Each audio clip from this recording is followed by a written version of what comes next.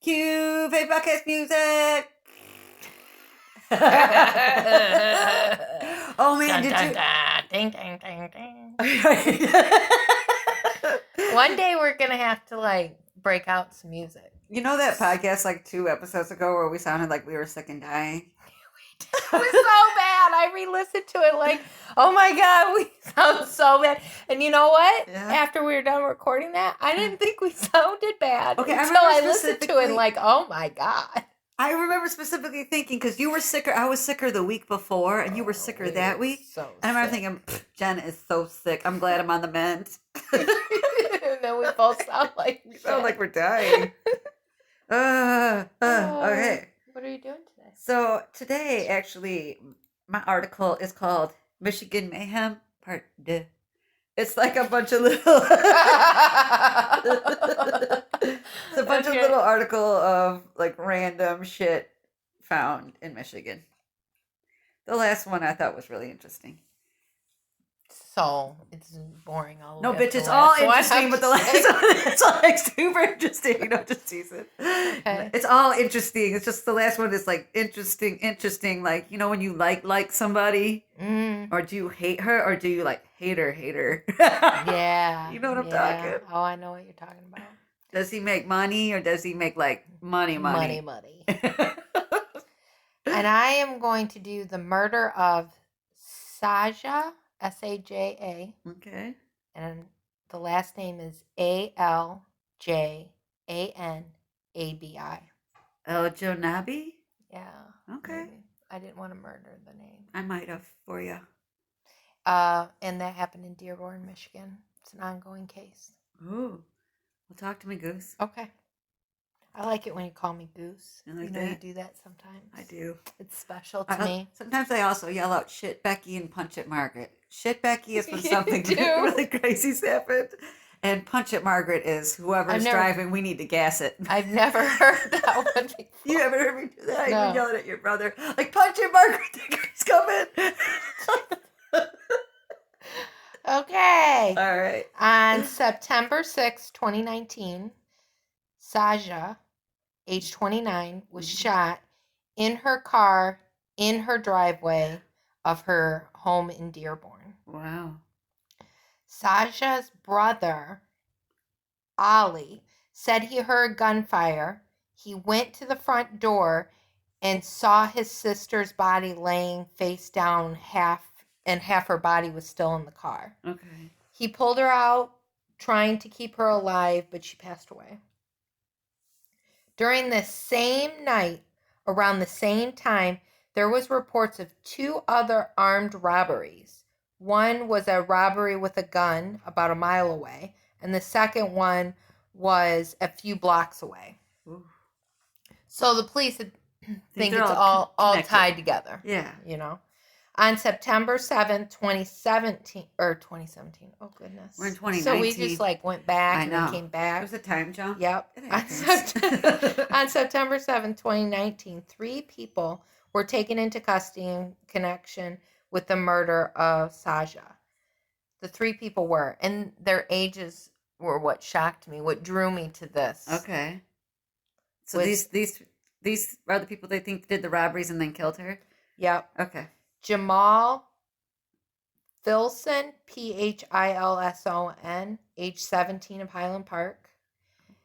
Demario Dismuke, age 14 of Detroit, and an unnamed 13-year-old boy. Wow.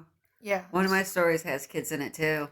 I just thought it was so crazy. That is not what I would not be doing that. I'm not doing that. These little shits also kill somebody. It just amazes me. Yeah. They were all, and of course, they also are being charged with an assault of a 56-year-old man. So that was one of the other incidences. Yeah. And a robbery from a 49-year-old woman. Wow. This is a current ongoing case. They were arraigned on September 13th. We do know Jamal will be charged as an adult, and Demario can be charged as either an adult or as a juvenile or a mix. Okay, that actually takes part of my case too, whether or not they're adults or being tried as adults or juveniles. I didn't know you could do a blended. They call it a blended sentence. That I didn't know. Yep. I didn't know about the blended sentence. Yep, you can do a blended sentence. Wow. I'm going to look up any blended sentence cases. Yeah, I mean, it's so crazy. I mean, that this is what kids are doing. So young. Kids have always been evil throughout the ages. Yeah, well, when I was a kid, I didn't realize. Plus, I'm from Ohio. We don't do anything wrong. We're angels. But go on. What do you? Try not to throw up right now. So my first story is about an attempted murder. So Tiffany Wallace and Erin Wallace, two women, had been married for about 12 years, and they lived together in Detroit, Michigan. September 5th, 2019, the two women had been arguing. Erin believes that Tiffany had been unfaithful to her and was asking for a divorce. In response, Tiffany grabbed a pistol and shot Erin 11 times, emptying the partial clip that was in the gun. Erin was shot 4 times in the vagina, 3 times in the stomach, and 4 times in her leg. Despite the wounds, Erin managed to leave the room, go down the steps, and get out of their building. As soon as Erin opened the front door, she saw concerned neighbors who had gathered after hearing the shots. So they were able to get medical attention to Erin, who was recuperating in the hospital. She had required 2 blood transfusions in order to save her life. Tiffany has been charged with domestic violence, assault with the intent to murder, assault with a dangerous weapon, carrying a concealed weapon, discharging a weapon in a building, 3 felony firearm charges, and interfering with a crime report. And that's how you know she pissed somebody the fuck off. Because once you make a cop mad, they just start looking at all the things you are done, and they hit you with everything. So Tiffany claims it was self-defense. Erin said, yes. Well, Erin said that Tiffany wanted her dead, quote, because, quote, if she can't have me, no one can have me, end quote. Was she even really? She shot her in the damn vagina, and you didn't even blink when I looked at you.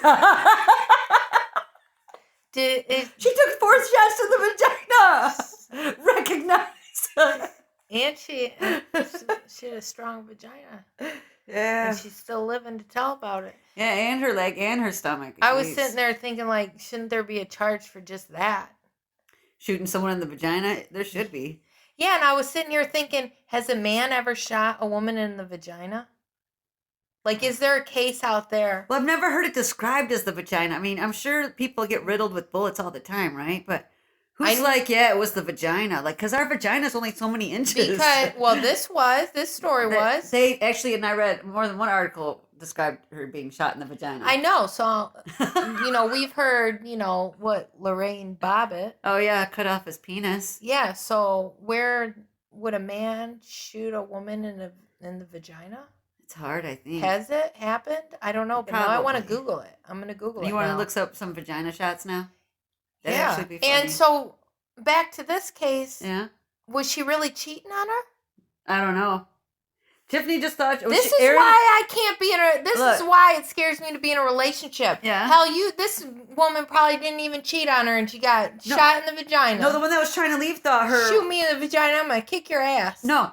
The one that got shot thought the other one was cheating. And was like, I think you're cheating and I don't want to be with you anymore. And that's how she got shot.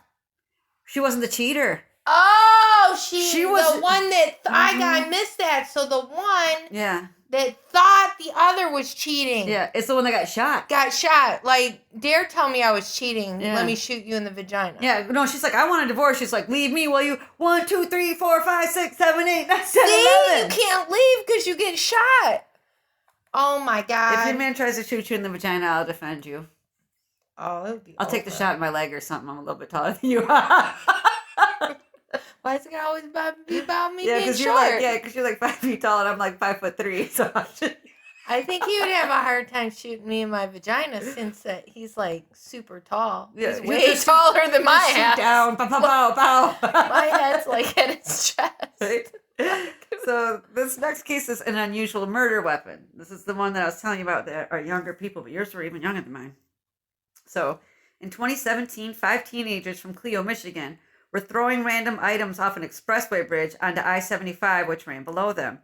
Trevor A. Gray, 16, Mikeden M. Payne, 17, Alexander S. Miller, 17, Mark A. Sekelski, whatever you guys, I'm sorry, 18, And Kyle Anger, 19. I know this story. Really? Had spent some time trying to hit the cars that were passed. Did you already do it? Passing under them? No, it's on my list to do. Oh, okay. So they admitted on 6 to 10 different times in which they tried to drop objects on the cars. And the objects ranged from about 20 different rocks, differing in size from softballs to basketballs, a couch, a car muffler, and a shopping cart. I didn't know about the shopping cart. Yeah. There were 6 different cars damaged, and on October 18th, 2017, around 8:30 p.m., they dropped a rock that broke through a car's windshield. It struck the passenger, Kenneth White, who was 32 years old, killing him. The 5 young men quickly fled the scene.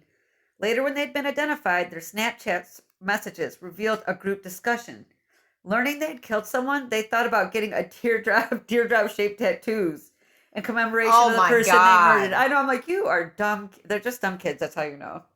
4 out of the 5 teens tried to create a plea bargain so they would not be charged as adults. Kyle Anger, who is 19 and a legal adult, already has his own plea deal. So he agreed to have 10 of his charges dropped in exchange for a plea of guilty to second-degree murder. So, like, we're not going to charge you each of the times you drop this shit if you just plead guilty to second-degree murder, which he did. On Tuesday, August 20th, 2019, there was a contentious court hearing over the 4 younger males after it was determined that they should be tried as adults. The teenagers' lawyers believed that they had created a plea deal to agree to plead guilty, but only if they were sentenced as juveniles. So they agreed to the deal, and they're like, okay, they're adults. And they're like, no, we agreed if they're juveniles. And they're like, no, we didn't. So when the attorneys found out that they would be tried as adults, they felt as if the judge/jury would be tainted by their previous admissions of guilt. Because they're like, no, we're not going to do it. And they're like, okay, but now they've admitted that they're guilty. Yeah. So the current options for the attorneys representing the young men are to create a new proposal, affirm the plea deal that they had made before it was determined that they would be in an adult court, or withdraw the pleas and face a trial.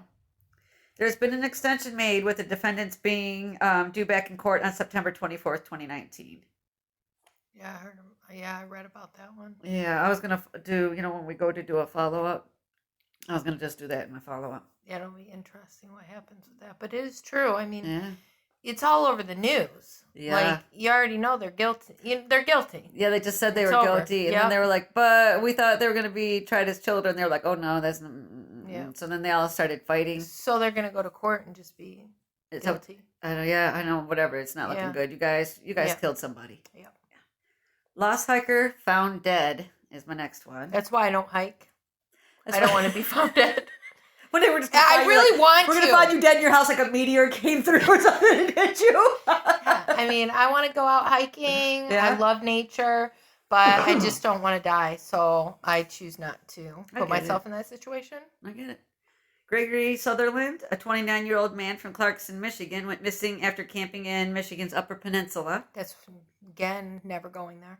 And so it's so beautiful. No, there's a lot of murders up there. Not more than You've ruined my Michigan vacationing. This summer I was going to go.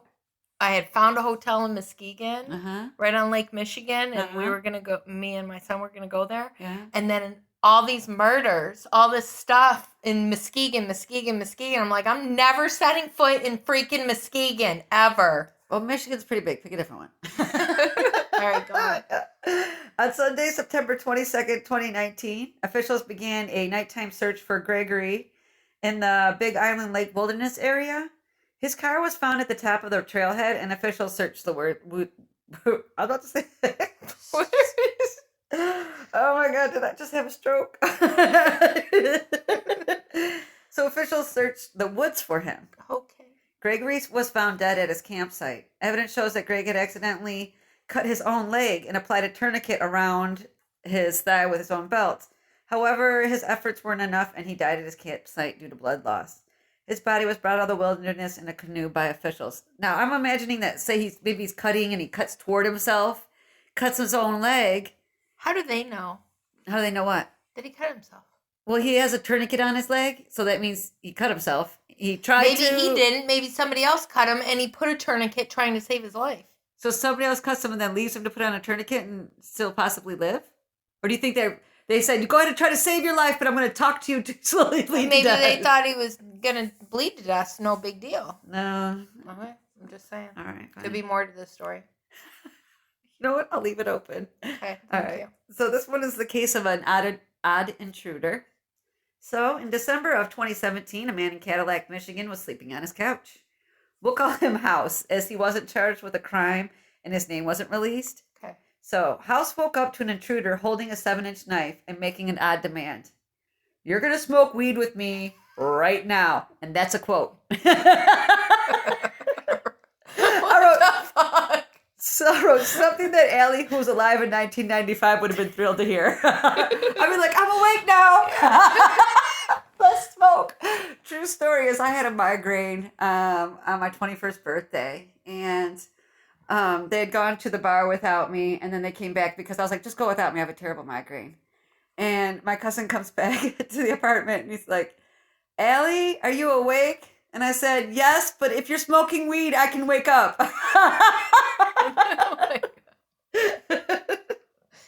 So when I first read the article, I thought that the intruder was trying to like bogart House's weed, but what he was really doing was trying to find a smoking buddy. Oh my God. Yes. So House was able to distract the intruder. Oh, damn it. Why? So House was able to distract the intruder well enough that he set his knife down. House then grabbed the knife and ran out the door to a neighbor. House pounded on the front door looking for help, and House's frantic pounding scared the neighbor who dialed 911 thinking he was being attacked. Because this is What the right? So when the police arrive, they find House walking towards them carrying this large knife, right? And they believe that he's the original attacker. Yeah, but they get it all sorted out, and House was eventually able to explain that someone had broken into his house and threatened him with this knife. And that man, identified as Seth Lewis, was found behind House's home. He had fallen down a steep incline and was taken into custody at the bottom. Lewis lived... Shit show. No, right?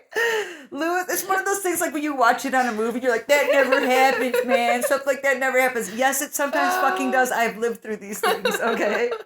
So Lewis lived near House, but they didn't know each other as neighbors, right? They weren't like next door neighbors, but they were kind of near each other.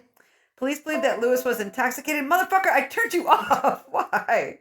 Police believe Lewis was intoxicated, broke in to sleep it off somewhere, and found House instead, you know? So apparently this happens a few times a year, but without the demand to smoke weed. I guess that's new. Okay. I guess, yeah, people do really break into other people's houses to sleep it off. So this next one is called Cowabunga. Ooh. Yeah. 79-year-old Eddie Keene, who lives in West Bloomfield, Michigan, is created with coining the term Cowabunga for the Howdy Doody show in 1949. He spelled it Cowabunga and Cowa with a K. Yeah. And he used it for the greeting of the character Chief Thundercloud. Eddie got the idea from another character on the show, Princess Winterspring, who greeted others with Cowagoopa. And so Cowabunga was a hit for the show with the kids in the peanut gallery. That's what the kids watching the show. And they would call it out every time they saw him. They'd be like, Cowabunga, every time they saw him. So in the 1960s, it became the call of surfers swimming out to ride the ocean's waves. And then it moved on through popular entertainment, with it being created, credited to Charles Schultz, who does the Peanuts and Snoopy. Okay. Yep. Bart Simpson and the Teenage Mutant Ninja Turtles. The Peanuts gang said it while they were on a surfing adventure. They started running towards the wave, and Charlie Brown calls out, Cowabunga! And Bart Simpson said it once in the beginning of the TV show, and Michelangelo of the Turtles said it all the damn time on the TV show. And that's how Cowabunga came to be. Huh, that's cool. Yeah. So I want to do this. I'm going to do a review that I wanted to, of the Michigan International Speedway, which is not too far from us. Nope. This is from Google Reviews, and I did 1-star reviews. Okay. So Dan Castaneda, whatever, his name is Dan, from June 2019. It rained. He's a man of few words, this Dan. He rated the Speedway a 1-star because it rained. Yeah. Goddamn, So Speedway needs to get the shit going. It's like that woman who was pissed at the Sleeping Bear Dunes because it was hot outside. Okay. So D Mills, and that was from June 2019. D Mills, August 2018. Quote, a lot of rednecks last time I went there, end quote. Also 1 star. So Archie Newswander, August 2018, 1 star. Lame. That's the total review. I didn't cut these down. Okay. So here was a 5-star review from Elizabeth Robbins. 5 star? Yeah, 5 Okay. star. August 2019. First time there. Was amazed by how big it was. The crowd was amazing. No fights, drama, just pure Michigan fun.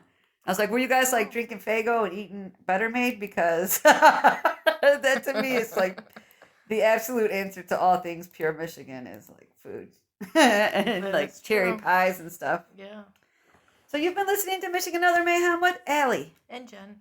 Connect with us. Oh, guess what? We should mention our Teespring account. And it's TEE Spring, right? SPRING. Correct. You have a dumbass podcast co-star who spelled it T with just the letter T, Spring, on our show notes at least twice. I was going to go back and correct it without you knowing, but then I thought I'll just be open. If you're wondering why I'm unable to get to our merch, it's because I don't, because my dumbass couldn't find it. Okay, I spelled it wrong. I got 2 coffee cups and a t-shirt. Yeah, I was thinking about getting one of the t-shirts, honest to goodness. My husband always uses the other coffee mug, the travel mug. So connect with us at MichiganandOtherMayhem.com to join the conversation, listen to the podcast, access the show note, find site links, or correct us when necessary. Rate and subscribe to our podcast on iTunes, Google Play, Anchor, and YouTube. Bye-bye now.